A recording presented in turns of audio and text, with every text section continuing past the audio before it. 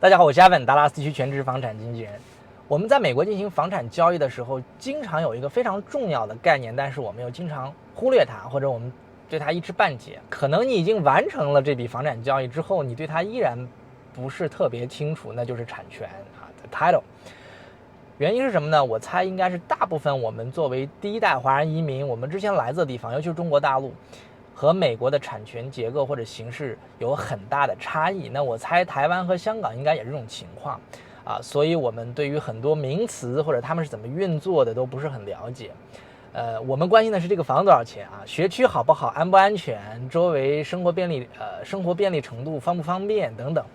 但是你想，你花了几十万上百万甚至好几百万，你把这个房子买到手，怎么证明这个房子它是你的或者这个房子之前的所有权上有没有争议？如果发生了争议，你怎么保护你自己？这都是非常非常重要的问题。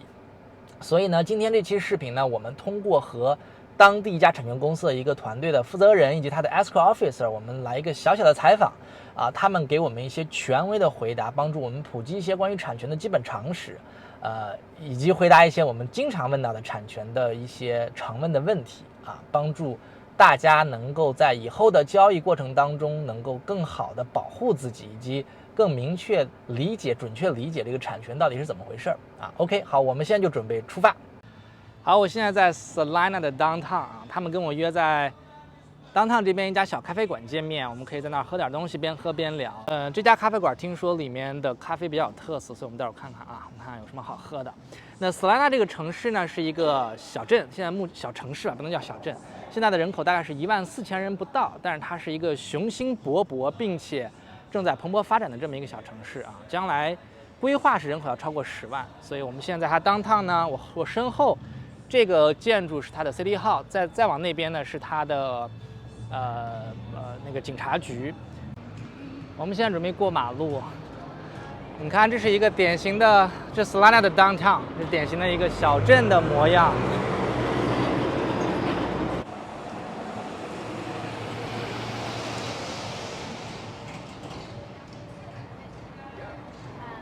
Excuse me. OK， 他们还没有到，那我们找个地方先坐下等一下他们。今天非常有幸请到了我们先把镜头转过来。Kyle and Andrea. Hello. From Republic Title and Prosper Office in Prosper. 我们非常有幸请到这两位，然后我们刚才说了，我们希望把大家经常问到的一些关于 title 的一些问题 questions， 我们希望这两位非常专业的人士能给我们做一个简单的梳理，然后帮助我们提前做好准备，或者在过后的时候遇到这些问题的话，我们不至于没有头绪，然后我们知道我们在处理一些哪些问题，然后如果有哪一些需要我们特别注意的，我们也分享给大家。主要的目的还是通过我的视频能够帮助到大家在房产交易的过程当中能能是一个有准备的，然后有掌握到足够信息知识的这么一个买家或者卖家。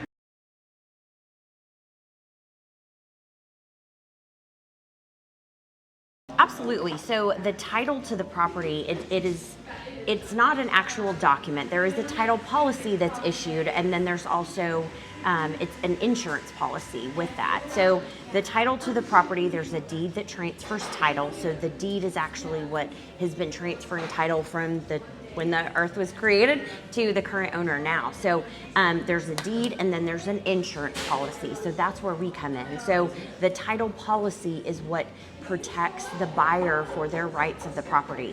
If there were any errors or something from the prior transaction or from prior ownership, it protects the buyer's rights that they own the property. So most important part of insurance, because homeowner's insurance, very important because it protects your house and your belongings and the value there, but title insurance protects your right of ownership of the property. So the land, the house, I mean, it's your rights that are being protected there. So this term, the title, this term literally means the right, the ownership. Correct. Ownership. The property. Ownership. Okay, but the physical record of ownership is the deed and then the title policy. So it's an insurance policy, and then that protects the past. So it tells you from your purchase all the way to the back when the land was created that it is truly the title has been properly transferred along.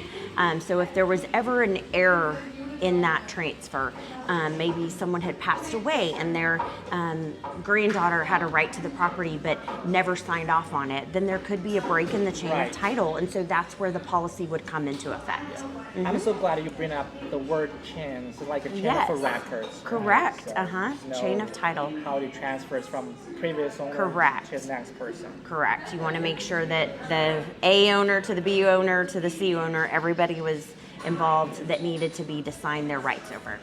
Correct.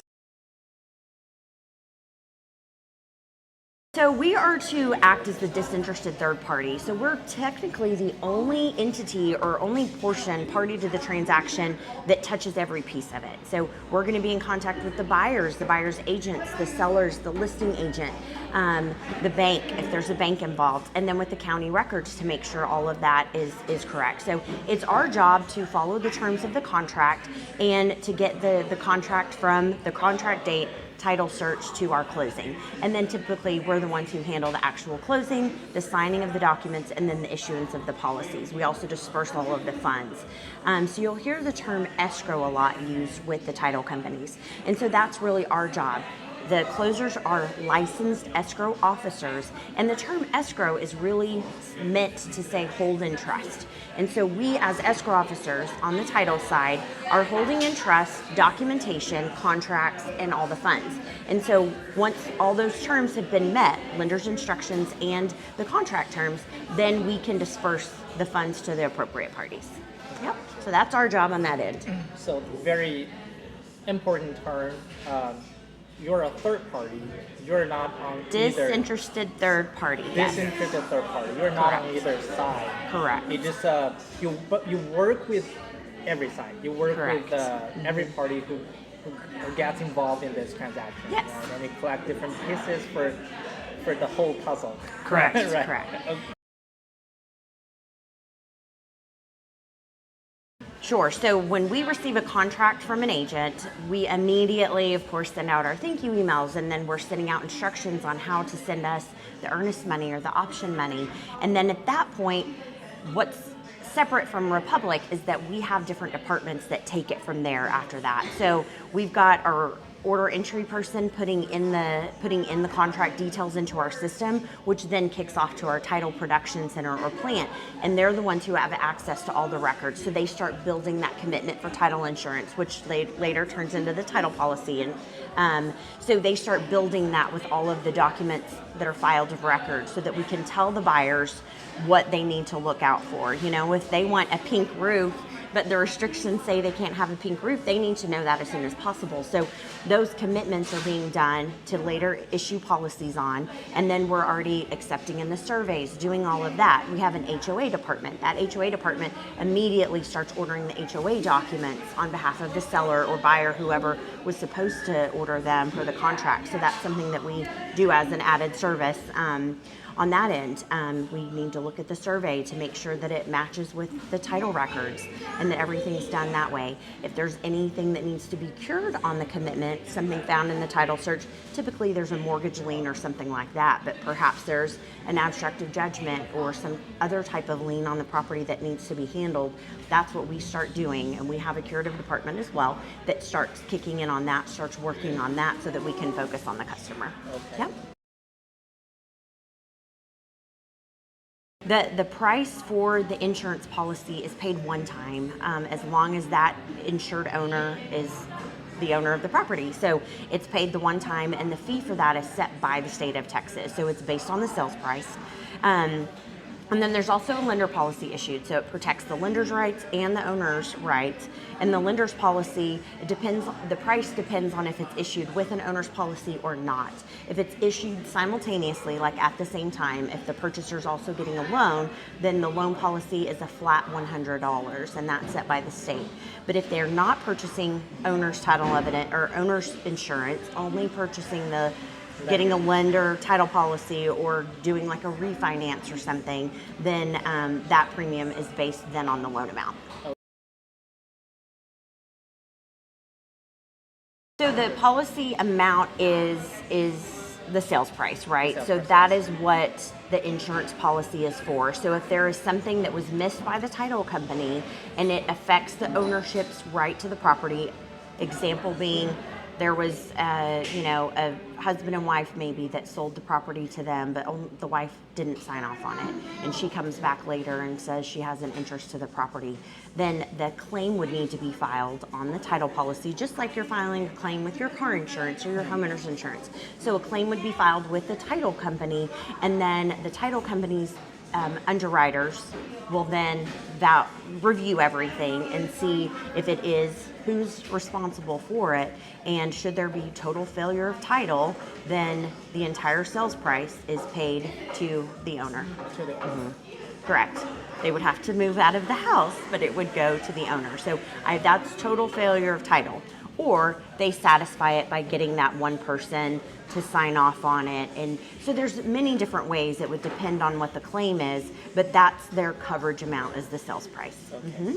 So has that ever happened? I've never seen it happen. No, never seen it happen. Yeah. No, I have had other people come with claims. I've never had a total failure of title.